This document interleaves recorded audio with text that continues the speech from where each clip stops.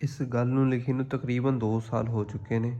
ਇਹ ਉਦੋਂ ਲਿਖੀ ਸੀ ਜਦੋਂ ਇਹ ਸਮਝ ਆਇਆ ਸੀ ਕਿ ਇਹ ਜੋ ਸਰੀਰ ਆ ਉਹ ਅਸੀਂ ਨਹੀਂ ਹੈਗੇ।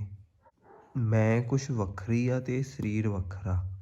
ਇਹ ਉਦੋਂ ਸਮਝ ਆਉਂਦੀਆਂ ਨੇ ਜਦੋਂ ਸਾਡੇ ਅੰਦਰ ਆਪਣੇ ਆਪ ਨੂੰ ਜਾਣਨ ਦੀ ਤਾਂਘ ਹੁੰਦੀ ਆ ਅਤੇ ਸਾਡੇ ਅੰਦਰ ਇਹ ਸਵਾਲ ਹੁੰਦੇ ਨੇ ਵੀ ਅਸੀਂ ਕੌਣ ਆ, ਮੈਂ ਕੌਣ ਆ। ਫਿਰ ਉਦੋਂ ਜਦੋਂ ਅਸੀਂ ਉਦਾਸ ਹੁੰਦੇ ਹਾਂ ਕਦੋਂ ਜਾਂ ਇਕੱਲਾਪਨ ਹੁੰਦਾ ਉਦੋਂ ਆਤਮ ਚਿੰਤਨ ਕਰਦੇ ਹਾਂ। ਫਿਰ ਆਪਣੇ ਆਪ ਇਹ ਗੱਲਾਂ ਸਮਝ ਆ ਜਾਂਦੀਆਂ ਨੇ, ਅੰਦਰ ਰੌਸ਼ਨੀ ਹੋ ਜਾਂਦੀ ਆ। ਸਤਿਗੁਰ ਇਹ ਸਿੱਖਿਆ ਦੇ ਦਿੰਦਾ। ਜਦੋਂ ਅਸੀਂ ਸੈਡ ਹੁੰਦੇ ਹਾਂ, ਉਦਾਸ ਹੁੰਦੇ ਹਾਂ ਤਾਂ ਅਸੀਂ ਡਿਸਟਰੈਕਸ਼ਨਾਂ ਵੱਲ ਨੂੰ ਭੱਜਦੇ ਹਾਂ। ਮਨੋਰੰਜਨ ਦੇ ਸਾਧਨ ਫੇਸਬੁੱਕ, ਇੰਸਟਾਗ੍ਰਾਮ, TV, ਮਿਊਜ਼ਿਕ ਸੁਣਨਾ ਡਿਸਟਰੈਕਸ਼ਨਾਂ ਨੇ ਸਾਨੂੰ ਅਸਲੀ ਮੁੱਦੇ ਤੋਂ ਭੜਕਾਉਣ ਲਈ। ਅਸਲ 'ਚ ਉਦਾਸ ਹੋਣਾ ਜਾਂ ਸੈਡ ਹੋਣਾ ਵਧੀਆ ਗੱਲ ਆ। ਅਸੀਂ ਆਪਣੇ ਆਪ ਦੇ ਨੇੜੇ ਜਾਂਦੇ ਹਾਂ ਜ਼ਿਆਦਾ। ਇੱਕ ਨਿਮਖ ਨਾ ਹੋਏ ਉਦਾਸ, ਕਹੋ ਨਾਨਕ ਹਰਿ ਭਜਨ ਬਿਨ ਉਤਰੇ ਨਾ ਮਨ ਕੀ ਤਰਾਸ। ਇਹ 9ਵੇਂ ਮਹੱਲੇ ਦੇ ਸਲੋਕਾਂ ਵਿੱਚ ਵੀ ਦੱਸਿਆ ਹੋਇਆ। ਪਰ ਅਸਲ ਦੇ ਵਿੱਚ ਅਸੀਂ ਹੈ ਕੌਣ, ਉਹਦੇ ਬਾਰੇ ਜੇ ਜਾਣਨਾ ਤਾਂ ਥੋੜ੍ਹੀ ਬਹੁਤੀ ਮਦਦ ਮਿਲ ਸਕਦੀ ਹੈ ਵੀ ਅਸੀਂ ਹੈ ਕੌਣ ਅਸਲ 'ਚ। ਇਹ ਸਰੀਰ ਕੀ ਆ? ਅਸੀਂ ਸਰੀਰ ਨਹੀਂ ਹੈਗੇ। ਇਹ ਆਪਣੇ ਲਹਿਜੇ 'ਚ ਲਿਖੀ ਹੋਈ ਆ। ਅਸੀਂ ਸਰੀਰ ਨਹੀਂ ਹੈਗੇ। ਅਸੀਂ ਉਸ ਬੀਤੇ ਸਮੇਂ ਦੀਆਂ ਸਾਰੀਆਂ ਯਾਦਾਂ ਦਾ ਸਮੂਹ ਹਾਂ ਜੋ ਸਮਾਂ ਇਸ ਸਰੀਰ ਨੇ ਬਿਤਾਇਆ। ਜੋ ਬਚਪਨ ਤੋਂ ਇਸ ਸਰੀਰ ਨੇ ਐਕਸਪੀਰੀਅੰਸ ਕੀਤਾ, ਸਮਾਂ ਬਿਤਾਇਆ, ਉਹ ਸਾਰੀਆਂ ਯਾਦਾਂ ਦਾ ਇਕੱਠ ਸਮੂਹ ਉਹ ਅਸੀਂ ਹਾਂ। ਸਾਡਾ ਮੈਂ ਦਾ ਈਗੋ ਦਾ ਸਾਡਾ ਜਨਮ ਵੀ ਇਸ ਸਰੀਰ ਦੇ ਜਨਮ ਤੋਂ 3-4 ਸਾਲ ਬਾਅਦ ਹੋਇਆ, ਜਦੋਂ ਤੋਂ ਅਸੀਂ ਯਾਦਾਂ ਨੂੰ ਯਾਦ ਰੱਖਣਾ ਜਾਂ ਆਪਣਾ ਆਪ ਬਣਾਉਣਾ ਸਿੱਖਿਆ।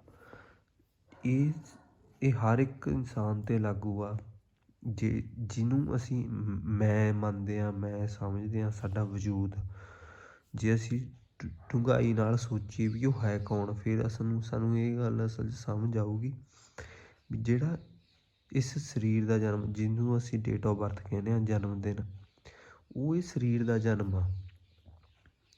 ਸਰੀਰ ਦਾ ਜਨਮ ਹੋਇਆ, ਇਸ ਮਾਸ ਦੇ ਸਰੀਰ ਦਾ ਜਨਮ ਹੋਇਆ। ਪਰ ਜਿਹਨੂੰ ਅਸੀਂ ਮੈਂ ਸਮਝਦੇ ਹਾਂ ਵੀ ਮੈਂ ਕੀ ਹਾਂ, ਉਹਦੀ ਜੇ ਆਪਾਂ ਦੇਖੀਏ, ਉਹ ਸਰੀਰ ਦੇ ਜਨਮ ਤੋਂ 3-4 ਸਾਲ ਬਾਅਦ ਜਦੋਂ ਬੰਦਾ ਸੋਝੀ ਸੰਭਾਲਦਾ ਉਦੋਂ ਤੱਕ ਦੀਆਂ ਯਾਦਾਂ ਆਪਾਂ ਨੂੰ ਯਾਦ ਨੇ। ਉਸ ਤੋਂ ਪਹਿਲੀਆਂ ਯਾਦਾਂ ਯਾਦ ਨਹੀਂ ਹੈਗੀਆਂ। ਜਦੋਂ ਆਪਾਂ ਸੋਝੀ ਸੰਭਾਲਦੇ ਹਾਂ ਜਨਮ ਤੋਂ 3-4 ਸਾਲ ਬਾਅਦ, ਉਦੋਂ ਤੋਂ ਲੈ ਕੇ ਹੁਣ ਤੱਕ ਜੋ ਵੀ ਸਾਡੇ ਜ਼ਿੰਦਗੀ 'ਚ, ਜੀਵਨ 'ਚ ਖੁਸ਼ੀ ਗਮੀ, ਹੱਸੇ ਖੇਡੇ ਪੜ੍ਹੇ, ਸਾਰੀ ਜ਼ਿੰਦਗੀ ਦੇ ਉਹ ਯਾਦਾਂ ਦਾ ਜਿਹੜਾ ਸਮੂਹ ਆ, ਉਹਨੂੰ ਗ੍ਰਹਿਣ ਕੀਤਾ ਹੋਇਆ, ਉਹਨੂੰ ਅਸੀਂ ਇੱਕ ਆਪਣਾ ਚਰਿੱਤਰ ਬਣਾਇਆ ਹੋਇਆ, ਇੱਕ ਆਪਣੀ ਇਮੇਜ ਕ੍ਰੀਏਟ ਕੀਤੀ ਹੋਈ ਆ।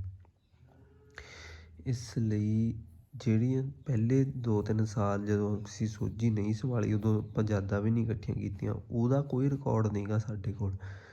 ਜਿਹੜੀ ਸਾਡੀ ਆਈਡੈਂਟਿਟੀ ਆ, ਸਾਡੀ ਖੁਦੀ ਆ, ਸਾਡਾ ਇਮੇਜ ਆ, ਸਾਡਾ ਜਿਹੜਾ ਮੈਂ ਆ, ਉਹ ਜਨਮ ਤੋਂ 2-3 ਸਾਲ ਬਾਅਦ ਬਣਨਾ ਸ਼ੁਰੂ ਹੁੰਦਾ। ਉਸ ਤੋਂ ਬਾਅਦ ਉਹ ਇਕੱਠੀਆਂ ਹੁੰਦੀਆਂ ਨੇ ਯਾਦਾਂ।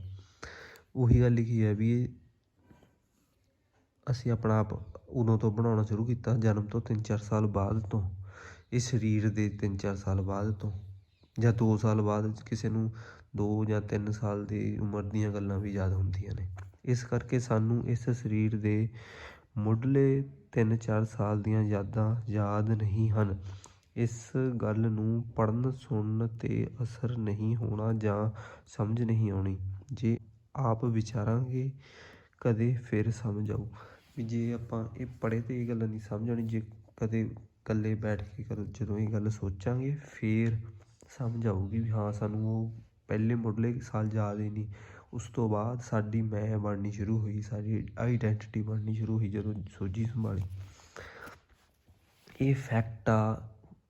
ਹੁਣ ਚਾਹੇ ਅਸੀਂ ਮੰਨਣ 'ਚ ਇਸ ਤੋਂ ਗੁਰੇਜ਼ ਕਰੀਏ ਜਾਂ ਪਹਿਲਾਂ ਇਹ ਸਮਝ ਨਾ ਆਵੇ, ਪਰ ਇਹ ਫੈਕਟ ਆ। ਅਸੀਂ ਪੁਰਾਣੇ ਸਮੇਂ ਦੀਆਂ ਸੋਝੀ ਸੰਭਾਲਣ ਤੋਂ ਬਾਅਦ ਜੋ ਯਾਦਾਂ ਇਕੱਠੀਆਂ ਕੀਤੀਆਂ ਨੇ, ਉਸ ਸਾਰੀਆਂ ਯਾਦਾਂ ਘਟਨਾਵਾਂ ਦਾ ਸਮੂਹ ਆ। ਬਸ ਇੱਕ ਮੈਮਰੀ, ਬੰਚ ਆਫ ਮੈਮਰੀ ਆ। ਅਸੀਂ ਜੋ ਵੀ ਕੁਝ ਕਰਦੇ ਹਾਂ, ਸੋਚਦੇ ਹਾਂ, ਫੈਸਲੇ ਲੈਂਦੇ ਹਾਂ, ਸਭ ਇਹਨਾਂ ਯਾਦਾਂ ਦੇ ਆਧਾਰ 'ਤੇ ਲੈਂਦੇ ਹਾਂ, ਕਿਉਂਕਿ ਉਹ ਯਾਦਾਂ ਦੇ ਆਧਾਰ ਤੋਂ ਉੱਥੋਂ ਸਾਨੂੰ ਸਮਾਜ ਤੋਂ ਜੋ ਗ੍ਰਹਿਣ ਕੀਤਾ ਸਿੱਖਿਆ ਉਹ ਵੀ ਇਕੱਠੀ ਹੋਈ ਆ। ਉਸ ਸਿੱਖਿਆ ਦੇ ਅਕੋਰਡਿੰਗ ਅਸੀਂ ਫੈਸਲੇ ਲੈਂਦੇ ਹਾਂ, ਸੋਚਦੇ ਹਾਂ।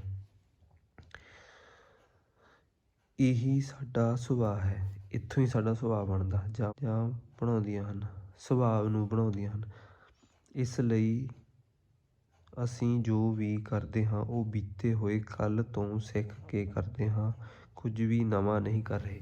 ਜੋ ਵੀ ਸਾਡੇ ਫੈਸਲੇ ਨੇ ਜਾਂ ਜੋ ਵੀ ਸੋਚ ਆ ਸਾਡੀ ਪੁਰਾਣੀਆਂ ਯਾਦਾਂ ਦੇ ਆਧਾਰਿਤ ਆ, ਉਹਨਾਂ ਯਾਦਾਂ ਦੇ ਅਕੋਰਡਿੰਗ ਹੀ ਸਾਡੀ ਸੋਚ ਆ ਸਭ ਕੁਛ। ਇਸ ਲਈ ਉਹ ਪਾਸਟ 'ਚ ਹੋ ਰਿਹਾ, ਕੁਝ ਵੀ ਨਵਾਂ ਨਹੀਂ ਹੋ ਰਿਹਾ। ਜੋ ਇਹਨਾਂ ਯਾਦਾਂ ਦੇ ਸਮੂਹ ਤੋਂ ਬਾਹਰ ਹੋ ਕੇ ਸੋਚਦਾ ਹੈ ਉਹੀ ਨਵੀਂ ਖੋਜ ਕਰਦਾ ਹੈ। ਜੇ ਕੋਈ ਵਿਗਿਆਨੀ ਕੋਈ ਖੋਜ ਵੀ ਕਰਦਾ ਤਾਂ ਉਹ ਇਹਨਾਂ ਸਾਰੀਆਂ ਪਾਸਟ ਦੀਆਂ ਯਾਦਾਂ ਤੋਂ ਬਾਹਰ ਹੋ ਕੇ ਜੇ ਕੁਛ ਨਵੇਂ ਪ੍ਰੈਜੈਂਟ ਸਮੇਂ ਦੇ ਵਿੱਚ ਮਾੜਾ ਜਿਹਾ ਵੀ ਰਹਿੰਦਾ, ਉੱਥੋਂ ਹੀ ਉਹਨੂੰ ਨਵੀਂ ਗੱਲ ਪ੍ਰਾਪਤ ਹੋ ਜਾਂਦੀ ਹੈ, ਉਹੀ ਖੋਜ ਹੁੰਦੀ ਹੈ। ਇਸ ਲਈ ਸਾਰੇ ਕਾਲ ਬਸ ਹਨ, ਕਿਉਂਕਿ ਪੁਰਾਣੇ ਬੀਤੇ ਕਾਲ ਦੇ ਆਧਾਰ 'ਤੇ ਹੀ ਚੱਲਦੇ ਹਨ। ਇਹ ਯਾਦਾਂ ਨੂੰ ਇਕੱਠਾ ਕਰਨ ਦਾ ਤਰੀਕਾ ਇਸ ਸਰੀਰ ਨੇ, ਇਸ ਸਮਾਜ, ਇਸ ਦੁਨੀਆ ਤੋਂ ਹੀ ਸਿੱਖਿਆ ਹੈ।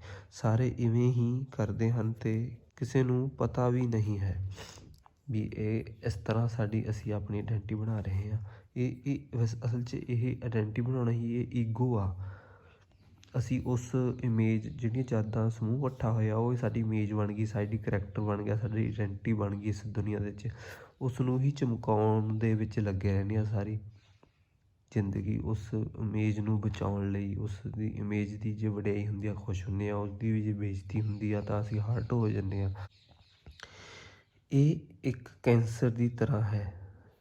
ਇਹ ਇੱਕ ਬਿਮਾਰੀ ਆ, ਬਹੁਤ ਭਿਆਨਕ ਕੈਂਸਰ ਕਹਿ ਸਕਦੇ ਹਾਂ। ਇਹ ਕੈਂਸਰ ਸ਼ਬਦ ਕਿੱਥੋਂ ਲਿਆ? ਇਹ ਗੁਰਬਾਣੀ ਦੀ ਸਿੱਖਿਆ ਤੋਂ ਹੀ ਲਿਆ। ਗੁਰਬਾਣੀ 'ਚ ਇੱਕ ਲਾਈਨ ਆਉਂਦੀ ਹੈ, ਕਰਕ ਕਲੇਜੇ ਮਾਹੀ, ਵੀ ਕਲੇਜੇ ਵਿੱਚ ਇੱਕ ਕਰਕ ਆ। ਕਰਕ ਕੈਂਸਰ ਨੂੰ ਹਿੰਦੁਸਤਾਨੀ ਭਾਸ਼ਾ ਵਿੱਚ ਕਰਕ ਕਹਿੰਦੇ ਨੇ। ਕਰਕ ਰੇਖਾ ਜਿਹੜੀ ਹੁੰਦੀ ਆ ਉਹਨੂੰ ਕੈਂਸਰ ਲਾਈਨ ਕਹਿੰਦੇ ਨੇ। ਕਰਕ ਬਿਮਾਰੀ ਹੀ ਕੈਂਸਰ ਬਿਮਾਰੀ ਆ। ਕਰਕ ਕਲੇਜੇ ਮਾਹੀ, ਸਾਡੇ ਅੰਦਰ ਇਹ ਕਰਕ ਆ। ਇਹ ਇੱਕ ਕੈਂਸਰ ਦੀ ਤਰ੍ਹਾਂ ਹੈ ਜੋ ਸਭ ਨੂੰ ਖਾ ਰਿਹਾ ਹੈ। ਇਹ ਅਜੀਬ ਕਿਸਮ ਦੀ ਬਿਮਾਰੀ ਜਾਂ ਅਜੀਬ ਕੈਂਸਰ ਸਭ ਨੂੰ ਹੈ, ਕੋਈ ਨਹੀਂ ਇਸ ਤੋਂ ਬਚਿਆ ਹੋਇਆ। ਕਿਸੇ ਨੂੰ ਪਤਾ ਵੀ ਨਹੀਂ ਕਿ ਉਹਨਾਂ ਨੂੰ ਇਹ ਅਜੀਬ ਬਿਮਾਰੀ ਹੈ। ਜਿਸ ਨੂੰ ਪਤਾ ਲੱਗ ਗਿਆ ਉਹ ਇਸ ਤੋਂ ਮੁਕਤ ਹੋਣ ਦੀ ਕੋਸ਼ਿਸ਼ ਕਰਦਾ ਹੈ। ਜਿਹਨੂੰ ਪਤਾ ਲੱਗ ਜਾਂਦਾ ਫਿਰ ਇਹ 'ਚੋਂ ਛੁੱਟਣ ਦੀ ਕੋਸ਼ਿਸ਼ ਕਰਦਾ। ਜਿਵੇਂ ਭਗਤਾਂ ਨੂੰ ਪਤਾ ਲੱਗੀ ਸੀ ਉਹ ਛੁੱਟ ਗਏ। ਜੇ ਸਫਲ ਹੋ ਜਾਵੇ ਤਾਂ ਫਿਰ ਕਦੇ ਮਰਦਾ ਨਹੀਂ ਇਸ ਬਿਮਾਰੀ ਨਾਲ ਅਤੇ ਨਾ ਹੀ ਜੰਮਦਾ। ਜੰਮਣਾ ਮਤਲਬ ਖਤਮ ਹੋ ਜਾਂਦਾ ਉਹ ਭਗਤ ਜਿਹੜਾ ਹੁੰਦਾ। ਇਹ ਬਿਮਾਰੀ ਹੀ ਦੁਰਮਤ ਹੈ। ਜੇ ਕੋਈ ਦੁਰਮਤ ਆ ਉਹ ਇਹ ਬਿਮਾਰੀ ਹੋਈ ਹੈ, ਇਸ ਤਰੀਕੇ ਨਾਲ ਜ਼ਿੰਦਗੀ ਜਿਉਣਾ। ਸੰਸਾਰ ਰੋਗੀ ਨਾਮ ਦਾਰੂ, ਇਸ ਬਿਮਾਰੀ ਦਾ ਇਲਾਜ ਨਾਮ ਆ। ਹੋਰ ਸਾਰੀਆਂ ਦੁਨਿਆਵੀ ਸਮੱਸਿਆਵਾਂ ਇਸ ਬਿਮਾਰੀ ਕਰਕੇ ਹੀ ਹਨ। ਜਿਵੇਂ ਇੰਡੀਆ ਚਾਈਨਾ ਬਾਰਡਰ ਕਨਫਲਿਕਟ ਆ ਜਿਹੜਾ ਪਾਕਿਸਤਾਨ ਦਾ, ਉਹ ਉੱਥੋਂ ਦੀਆਂ ਸਰਕਾਰਾਂ ਚਾਹੁੰਦੀਆਂ ਨੇ ਵੀ ਸਾਰਾ ਕੁਝ ਸਾਨੂੰ ਮਿਲ ਜਾਵੇ।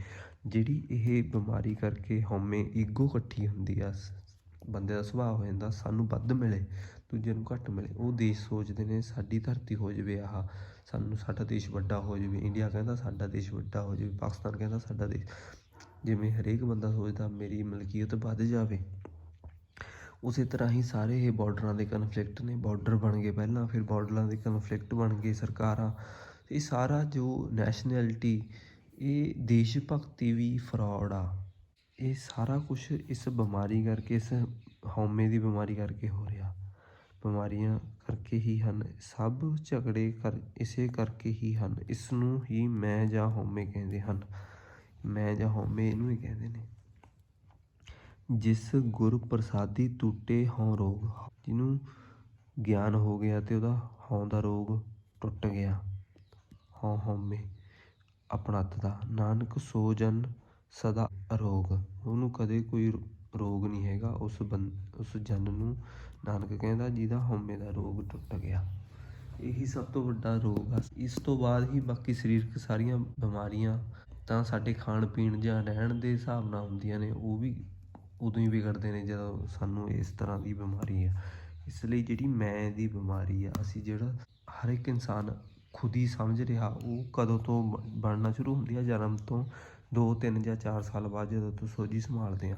ਇਸ ਲਈ ਸਾਡੀ ਆਈਡੈਂਟਿਟੀ ਦੀ ਉਮਰ ਸਾਡੇ ਸਰੀਰ ਦੀ ਉਮਰ ਤੋਂ 2, 3 ਜਾਂ 4 ਸਾਲ ਛੋਟੀ ਹੁੰਦੀ ਆ।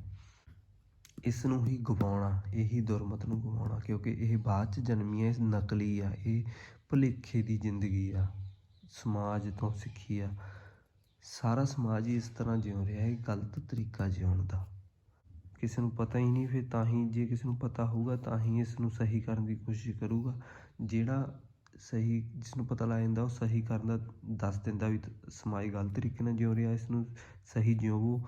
ਫਿਰ ਜਿਸ ਵਿੱਚੋਂ ਲਿਖਿਆ ਜਾਂਦਾ, ਸਮਾਜ ਉਸ ਨੂੰ ਮੱਥੇ ਟੇਕਣ ਲੱਗ ਜਾਂਦਾ। ਇਸ ਲਈ ਜਿਸ 'ਤੇ ਇਸ ਮੈਂ ਦਾ, ਇਸ ਬਿਮਾਰੀ ਦਾ ਵੱਧ ਪ੍ਰਭਾਵ ਆ, ਉਸ ਨੂੰ ਪਹਿਲਾਂ ਇਹ ਗੱਲ ਸਮਝ ਨਹੀਂ ਆਉਣੀ। ਜਿਸ ਵਿੱਚ ਸੱਚ ਨੂੰ ਜਾਣਨ ਦੀ ਤਾਂਘ ਆ, ਉਸ ਦੇ ਲਈ ਇਹ ਮਦਦਗਾਰ ਸਹਾਈ ਹੋਏਗੀ ਕਿ ਉਸਨੇ ਆਪਣੇ ਆਪ ਨੂੰ ਸਰੀਰ ਤੋਂ ਕਿਵੇਂ ਵੱਖ ਕਰਨਾ। ਹਰ ਇੱਕ ਕਿਸੇ ਨੂੰ ਸਮਝ ਤਾਂ ਆਪਣੇ ਆਪ ਦੇ ਸਟਰਗਲ, ਆਪਣੇ ਆਪ ਦੀ, ਜਦੋਂ ਆਪਣੇ ਆਪ ਉਹ ਸਮਝੇਗਾ, ਵਿਚਾਰੇਗਾ, ਉਦੋਂ ਹੀ ਆਊਗੀ। ਪਰ ਇਹ ਸਿਰਫ ਮਦਦ ਮਿਲ ਸਕਦੀ ਆ ਵੀ ਇਹ ਕਿਸ ਤਰ੍ਹਾਂ, ਇਹ ਮੈਂ ਅਤੇ ਜਾਂ ਸਰੀਰ, ਇਹ ਕਿਸ ਤਰ੍ਹਾਂ ਅਸੀਂ ਇੱਕ ਨਹੀਂ ਹੈਗੇ, ਅਸੀਂ ਅਲੱਗ ਅਲੱਗ ਹਾਂ।